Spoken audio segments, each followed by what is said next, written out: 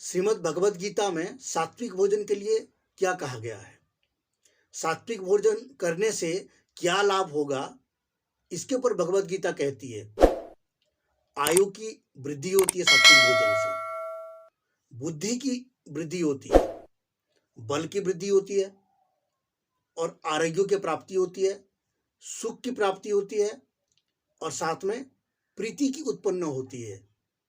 आप सभी प्राणियों से प्रेम करना सीख जाएंगे सात्विक भोजन से, क्योंकि सात्विक भोजन से आपके अंदर सात्विक वृत्ति डेवलप होता है, जिससे कि आपकी जो क्रियाकलाप है, एक्टिविटीज है, वो बिल्कुल नॉर्मल रहेगा।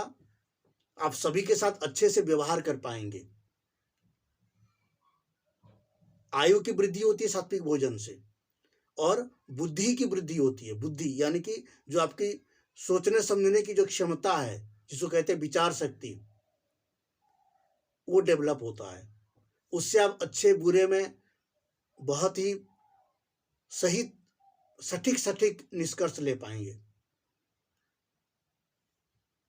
बल की वृद्धि होगा, जिससे कि आप उचित स्थान पर अपने बल का प्रयोग करके अपने कार्य को सिद्ध कर पाएंगे।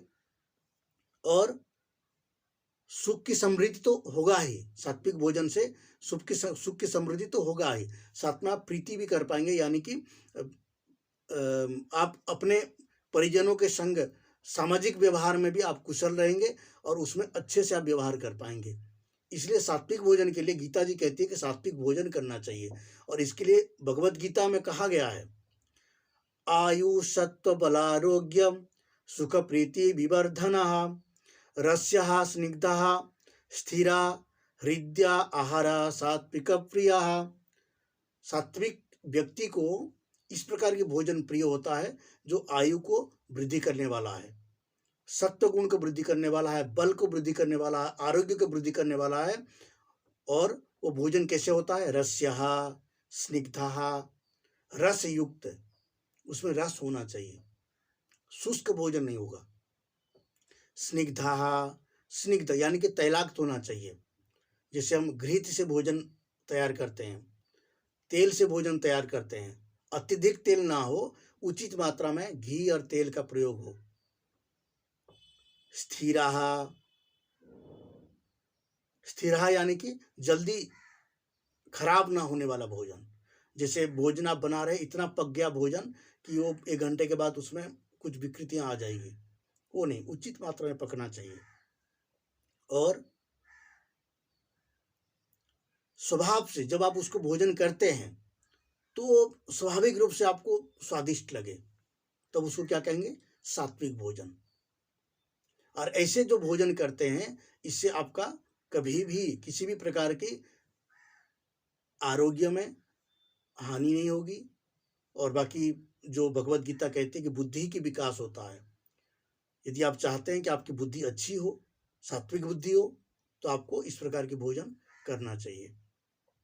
राजसिक भोजन के लिए कहा गया है भगवत गीता में। राजसिक भोजन के लिए क्या कहते हैं कि कट्वम्ल लवणा तीक्ष्ण तीक्ष्ण रुक्ष विदाहीन आहार राजस श्रेष्ठा दुख शोका मय प्रदाह। दुख और शोक, ये दोनों को प्रदान करने वाला कौन सा भोजन है? राजसिक भोजन। अब दुख कैसे आता है इसमें और शोक क्या है, ये दोनों को समझना बहुत आवश्यक है।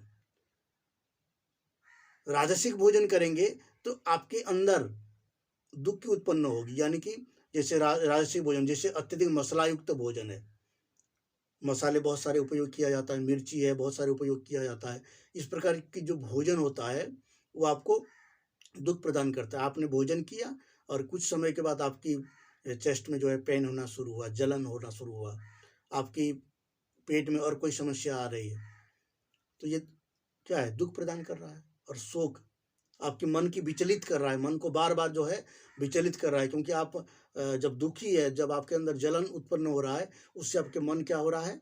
विचलित हो रहा है, सुख नहीं हो रहा है, शोक हो रहा है कि क्या कर दिया ये भोजन, कैसे भोजन कर दिया, नहीं करते तो अच्छा रहता, ये क्या है? शोक है। और दुख शोक काम प्रदाह, और ये आपकी जो भिन्न भिन्न प्रकार की कामनाओं को उत्पन्न करेगा, जिससे कि आप विचलित हो जाएंगे और अपने जो निश्चित मार्ग से आप भटक जाएंगे। आपका जो लक्ष्य है उस लक्ष्य को छोड़ करके आप अन्य कार्य में लग जाएंगे, अन्य से परेशान हो जाएंगे। तो इससे क्या होगा कि आपकी जो क्रियाकलाप है सब कुछ डाउन हो जाएगा। इसलिए भोजन बहुत ही सोच समझ कर करना चाहिए और जितना भी हो सकता है अधिक से अधिक प्रयत्न करना चाहिए कि तामसिक और राजसिक भोजन ना करना पड़े, बिल्कुल तो करना ही नहीं चाहिए। सात्विक भोजन पर ध्यान देना चाहिए। इसलिए मैंने जो भगवत गीता में जो कहा गया है उस बात को बहुत ही सोच समझ करके उपयोग में लाना चाहिए, तभी जीवन में क्या होगा, आपका उत्कर्ष होगा।